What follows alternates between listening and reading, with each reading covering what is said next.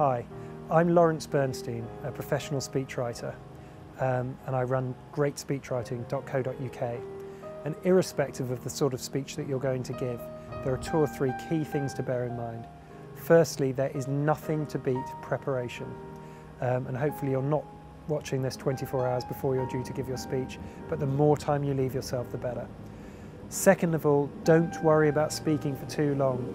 Often a 5-minute speech is much more powerful and impactful than a 20-minute one, and brevity is often the key.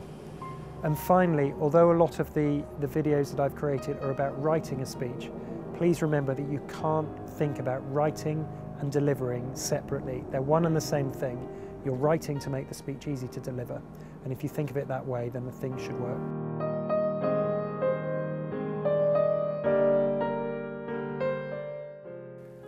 So you're preparing a bar mitzvah speech. There are obviously a number of speeches that could be given on the day, so let's assume for the moment that you are the proud father.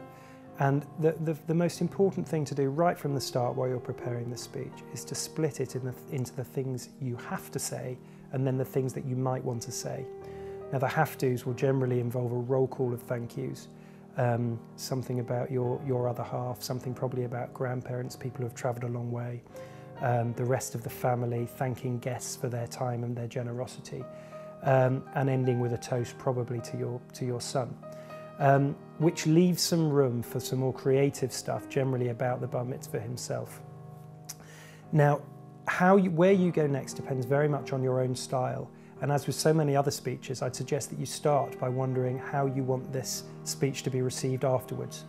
Do you want people to come up to you and tell you it's the funniest bar mitzvah speech they've ever heard? Or do you want the whole reaction to be much more sincere and to come across much more emotionally and to have people closer to tears than to laughter? And if you have that in mind, then suddenly when you start to write down your notes, then you'll have a context into which to write.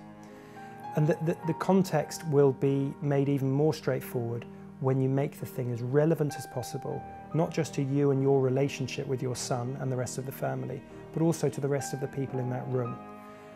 Because the last thing that they, or probably he, will want to hear is some elongated curriculum vitae where you explain every great achievement that he has managed to tick off in his 13 years on this earth.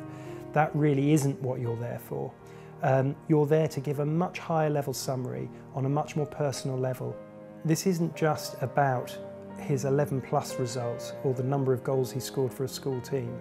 This is a more fundamental time in his life, and from a cultural and a religious perspective, it's a real turning point. And on that basis, this is a time to talk about values, to talk about the reasons you're proud of him over and above the superficial, his kindness, his generosity, the relationship he may have with other siblings, the respect that he has for the elder members of the family. Now those can be told anecdotally, and that you can make people laugh while you're doing them, but please stay away from fact after fact about your son, which in the end people are going to be bored by. On the flip side, let's not turn this into some cheesy speech full of internet jokes that people have heard a million times before. There's obviously a middle ground, and again that balance between humour and sincerity becomes absolutely vital. And I would say, as a real rule of thumb, this is a speech for 60% sincerity, lightened up with 30–40% humour.